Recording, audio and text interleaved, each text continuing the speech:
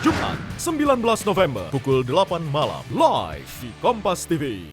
Langkah awal Dinas Kebudayaan dan Pariwisata Sulawesi Selatan melakukan sosialisasi dan seminar umum Edukasi Museum 2021 dengan tema Peran Edukasi Museum dalam Mewariskan Budaya dan Pendidikan Karakter.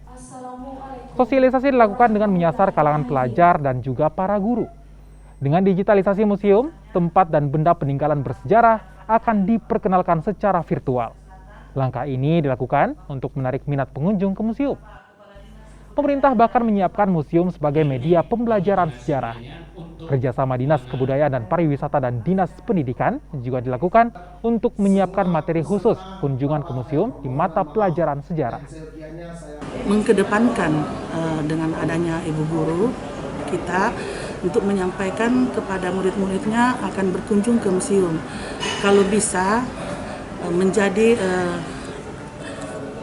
mata pelajaran khusus untuk berkunjung ke museum. Arah dari kegiatan ini sebenarnya kita maksudkan mengundang para guru-guru kita dari sekolah-sekolah dalam jumlah yang terbatas sesuai dengan kemampuan, dengan harapan ini bisa dilanjutkan untuk mengedukasi siswa-siswa kita di sekolah untuk kembali datang dan mencintai museum. Seperti moto kita itu museum di hati gitu ya. Nah, karena sekarang ini memang eranya kita masuk di era milenial.